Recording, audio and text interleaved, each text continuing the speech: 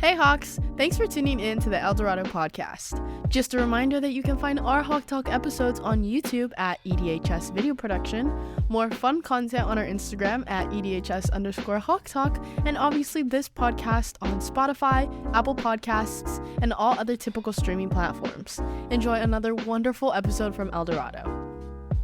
What's up, El Dorado? I'm your host, Jaden Lum, and I'm here with Mr. Sampson and Mrs. Composano. Would you guys like to introduce yourselves? Hi, I'm Laura Composano, and I'm a counselor here at El Dorado.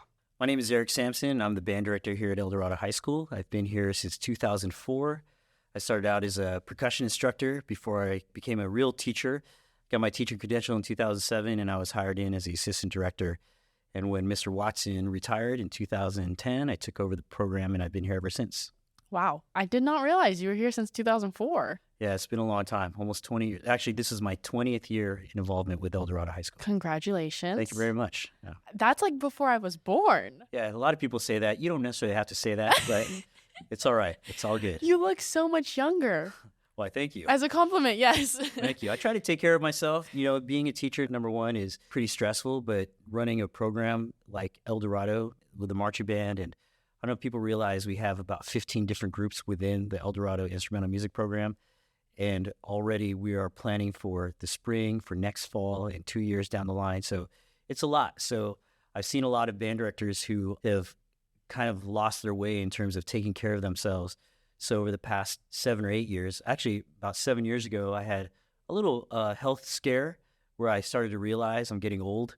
And with old people stuff, things start to happen and you got to just start taking care of yourself. So I made a conscious decision to have changed up my lifestyle to where I could sustain myself in a healthy manner as I get older, and the job is super stressful. So thanks. I appreciate that. It's been a lot of hard work, and but yeah, I do it just to try to, for my own longevity here in this job, and try not to, for lack of a better term, kill myself because of this gig. You know, I know it sounds dark, but I see some people who have really struggled with that. That's definitely healthy, though. A good balance in anything, you know, no matter what you're doing, is definitely important. So you brought up band, so we can go into that. I know band in general is just such a major part of El Dorado, especially with like football games, like cheering on the song and the dance team, cheering up like the student section, having like your halftime performances. With the homecoming game, I know you guys don't perform on halftime because of the court, but is that different for band in any way than like any other regular football game? Yeah, so for homecoming, there's obviously a lot more involved with the homecoming court and the halftime celebration, which is great, and we totally support that. And in the past, actually when I first started here for homecoming, we used to do a pregame performance. We used to perform before the football game, but we had to coordinate with the football teams for both home and away teams to when they would do their warm-up and when they would leave the field, and then we'd come on the field and do our show and then go up into the stands for the rest of the game. But over the years, we've added more equipment, we've added electronics, we've added computers and microphones and things like that.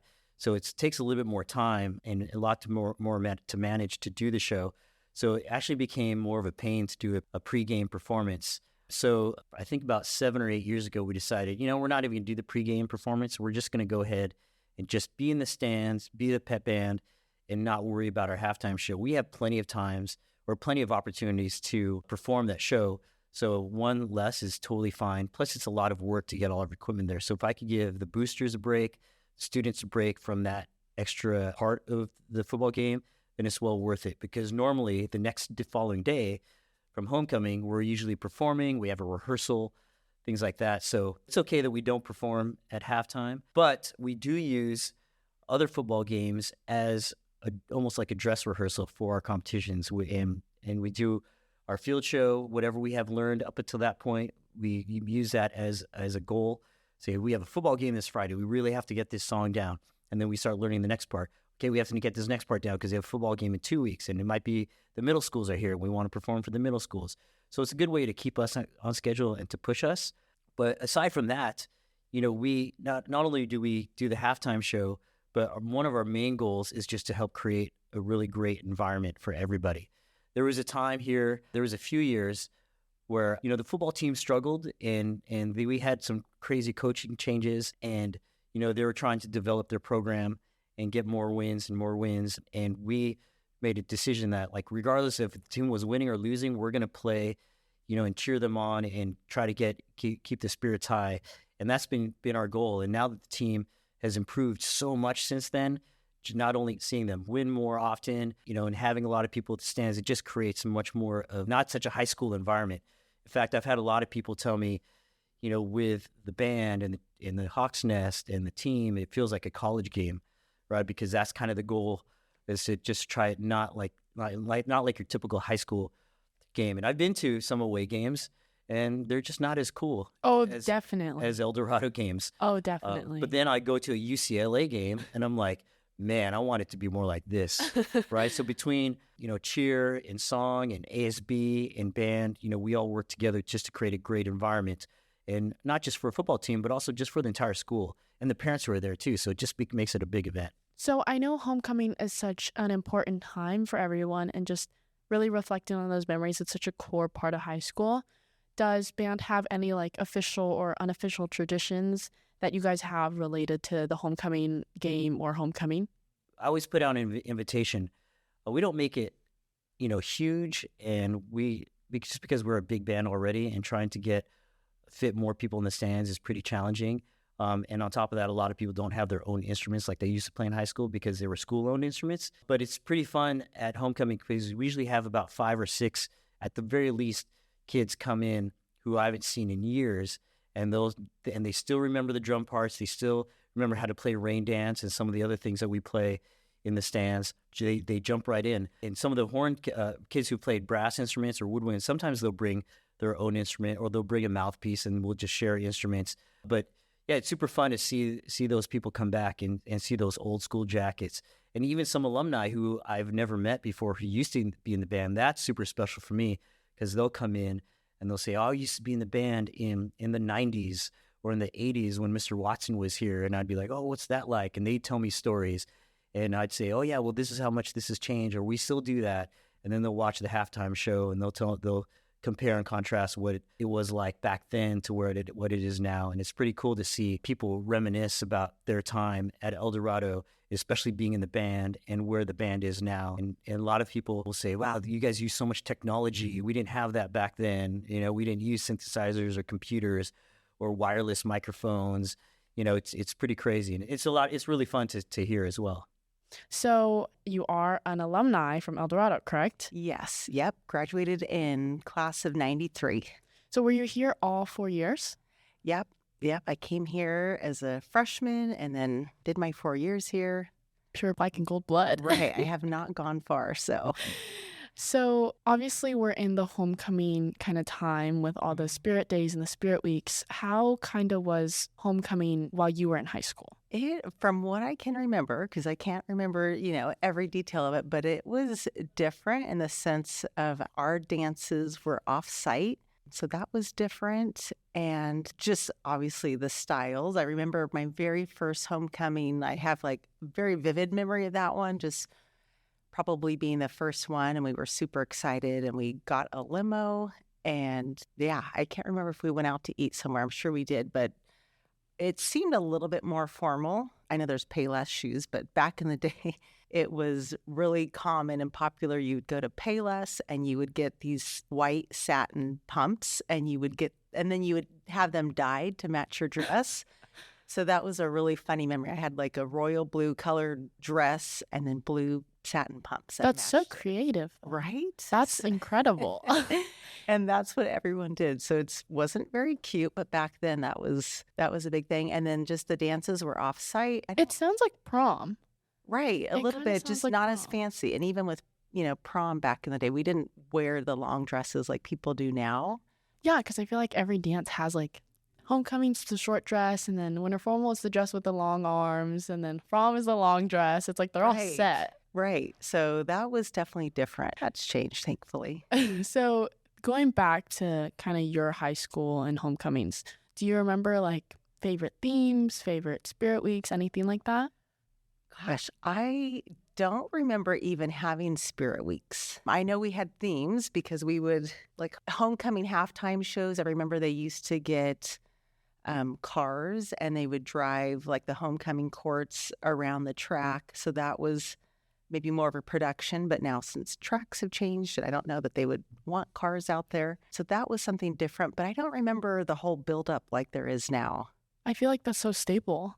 Like, yeah, we didn't have the big like homecoming proposals. Like that wasn't a thing. For me, I feel like that's a lot less stress because I feel like for kids now, like there could be so much pressure on asking someone and how you do it. And quite honestly, homecoming wasn't a big deal when I was in high school in the Central Valley.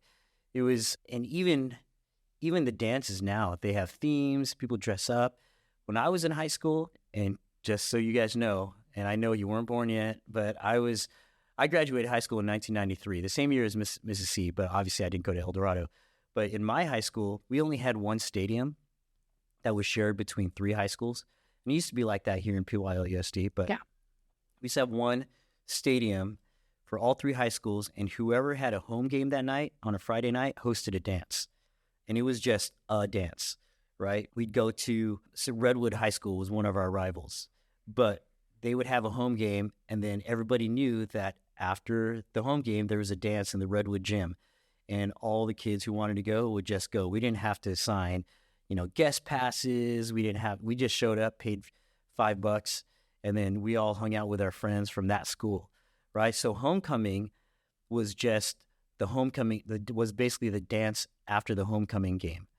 And they would call it the homecoming dance, but there was no we had like a homecoming queen, but that was announced during the day, and then they would do a parade around the track.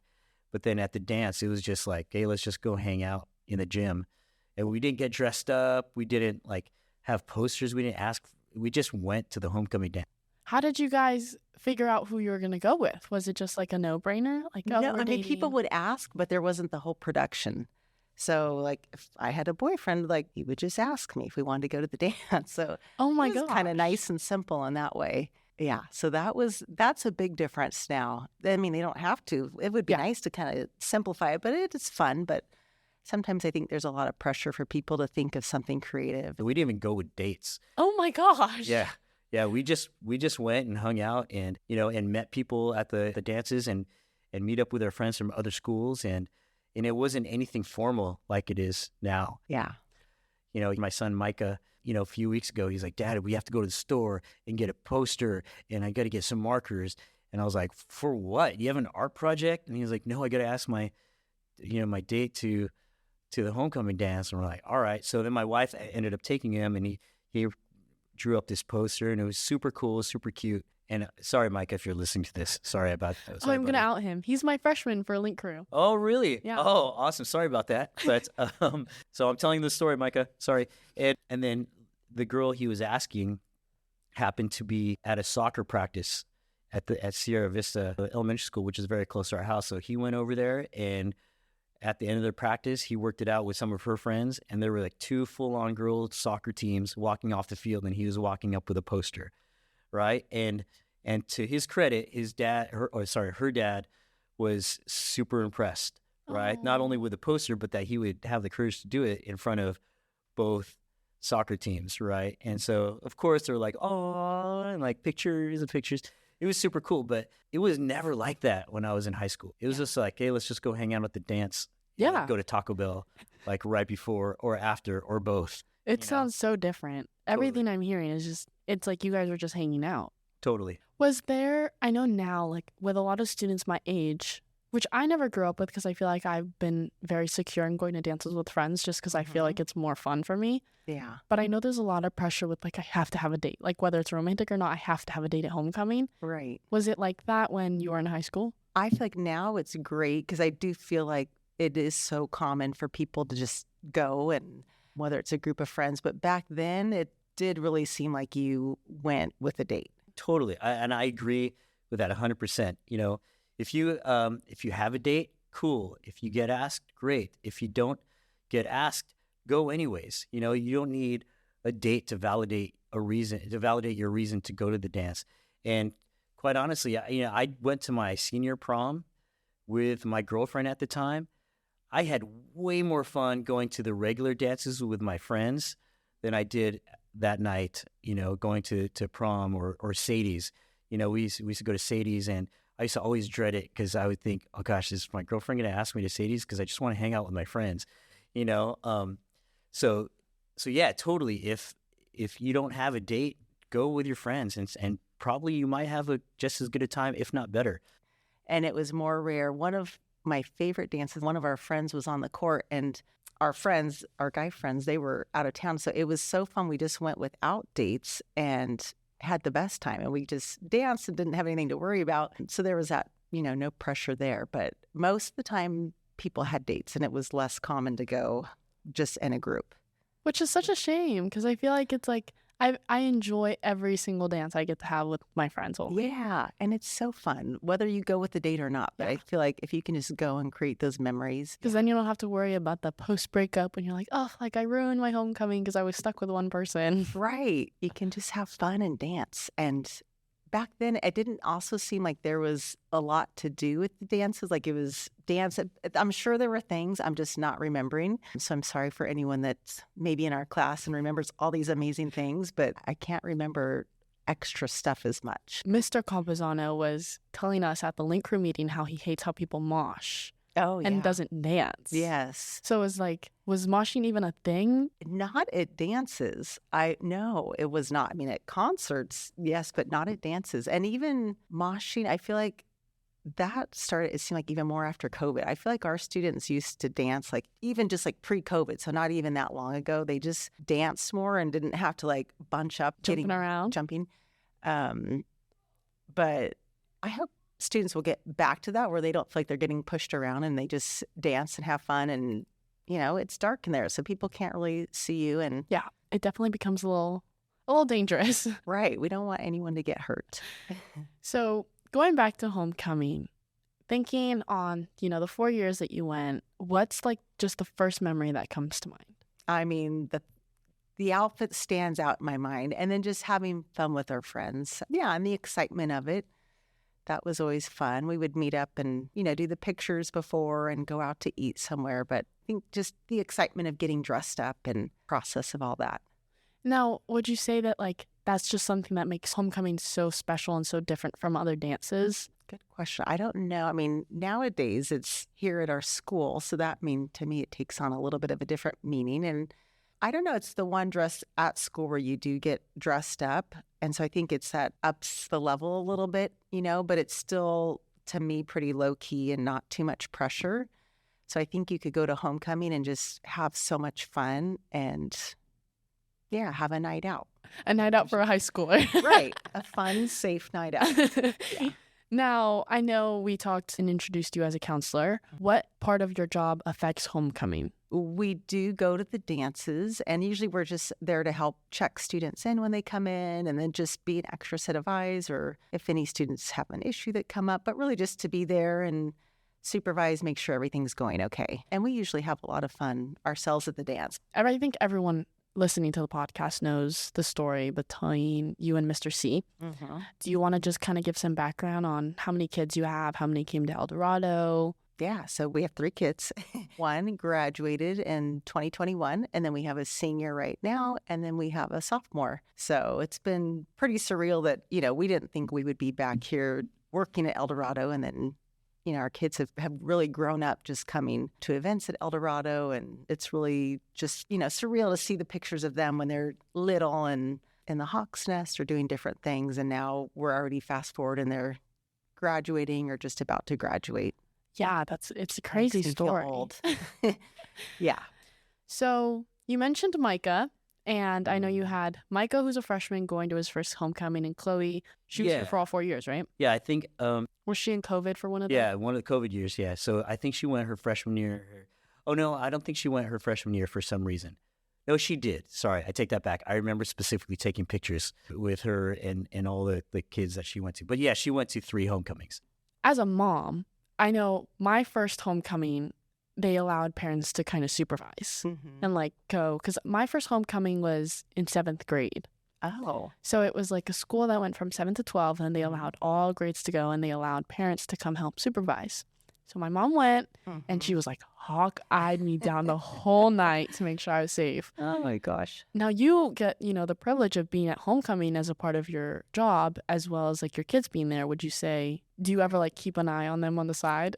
No, I mean, I don't know that they see it as a privilege, but I really do try to. It's super fun to see them when they come in, and I love seeing them from afar, but I really do try to like not be around too much. I know we just, as part of our job, have to walk around, but I definitely want to try to give them their space because I know we're in their space all the time being at school with them. So, but I love it when I can see them and their friends, hopefully having fun. Part of the challenge too was kind of separating ourselves as separating myself as a parent and as a teacher. And that's another reason why I didn't chaperone homecoming, just because sometimes I would usually do Aloha dance. So on Aloha dance, I would try to, make sure that if I was chaperoning, that I would just kind of distance myself and let them, because I don't want them to think, oh, my dad's hovering around. It's been super fun watching them participate in homecoming, and it'll be fun, this upcoming weekend, watching Micah participate in that as well. He's been watching Chloe do all the things too. He's typical younger brother, younger sister.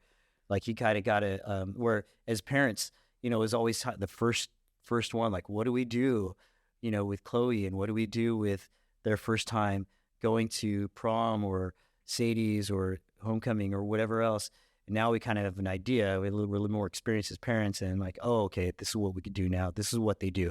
This is what the poster's for, And how would you say that, you came to El Dorado's homecoming, and now your kids come to El Dorado's homecoming, and you kind of get to see that different perspective as a mom. Mm-hmm. How does it benefit you knowing kind of like the experiences that you had here? Working here more so than even being a student, because I don't know that I remember all those details so much, but just really trying to encourage them just to like go have fun and put it all out there, dance, do all the things to make memories, just knowing how fast it goes. And sometimes I know just other friends who maybe it's their first kid in high school, they're always concerned like, oh, they don't have a date. Is that okay if they go? And it's so normal. Like you want to encourage everyone to go. We even have kids come by themselves. And so sometimes it's just they can see friends there or maybe meet people there. And there's so many different things to do. So sometimes people think, oh, I don't like dancing. But then there's usually different things that students experience so just that perspective, I think, of just trying to make the most of every time and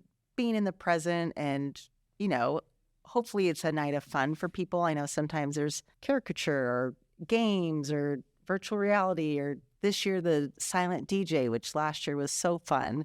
And that's such an amazing aspect of El Dorado. I know my old school didn't have that, but it's so inclusive to everyone's interests. Yeah. Just regarding the dances, because I do know there are people who don't like going in the mosh pit. Right. So it's great to have a school that really acknowledges everyone's interests. Yeah, and hopefully there's no mosh pit this homecoming. Maybe they just dance. Fingers crossed. Fingers crossed, yeah. Besides kind of making the most out of the memories you can while you have your 4 years at El Dorado, which I mean, it's crazy. I'm already a junior. I feel like just yesterday I was at Link Crew freshman orientation.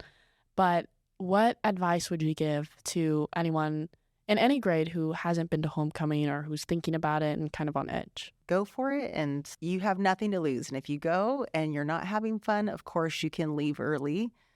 But you never know what can be, right? It's just for some people going out of their comfort zone, like doing this podcast was definitely going out of my comfort zone. So same thing with homecoming. Just be open-minded and plan ahead and make an event out of it. This is a night to kind of put the books away, put the, studying behind you for an evening, because everyone's working hard to get their work in, to practice and to go to rehearsals and go to, athletic practices and all that. This is one night where you could just, celebrate and get kind of dressed up, go out to dinner, and then go to the dance. And also think, you don't have to have some crazy fancy dinner to make it an event. Some of my friends, when we went to some of these dances, we kind of just dressed up the table, but we just got all these Fiesta packs from Taco Bell, right? And had all the hot sauces, opened up the packets and put them in a bowl and made it look super fancy. But then we had Taco Supremes. And our dates thought it was super lame at first, but it was super fun and it was super cheap. So we didn't have to do all that fancy stuff. So if you just go into it and just have a good time and plan ahead and just try to make an event out of it, that's where you're going to really build those memories, and just put everything aside for one night and just have a good time, because all that stuff will be waiting for you, the next day. It's just use it as a good break and just enjoy, being a kid and going and getting dressed up, taking pictures, jump around the dance floor for a little bit. There's a lot of and even if you don't like to dance, Mr. C does a fantastic job with ASB, and they provide a lot of other activities that you could do. So I highly encourage everybody to go and, make an event out of it, and however you could be creative to make it special for you and your group or your date. Hey, just want to say thank you for having me on the podcast. I know Hawk Talk and Mr. Switzer does a fantastic job with all of these different media options to get the good word out, either through audio or video. It's amazing. You guys do an amazing job. And for those of you guys who don't know much about the band, it's not just about marching band. At the football games, we have jazz concerts, we have concert band concerts, color guard, drumline has competitions. I highly suggest and highly recommend you come check out one of those things. We always put things out there on our social media at El Dorado Instrumental Music, and you guys could check out, that page to get some updates of where we're performing. I know our kids work really hard, and they would love to perform for all of you, whether that's with just the Winter Guard or the drumline or the jazz band. So come on out, hang out with us, and come see what we're up to. Can't wait to see you guys all at the dance. Please come up and say hi and show me your outfits and show me your dance moves. The new fashion trends. Right. Let's see those dyed pumps. This wraps up our episode. Thank you so much for sitting down with us, guys. And thank you, Hawks, for tuning in on another episode from the El Dorado podcast. Bye. Thank you for tuning in to the Hawk Talk podcast. You can listen to us on Spotify, Apple Podcasts, or on Buzzsprout. Come back for the next episode where we will be just as amazing.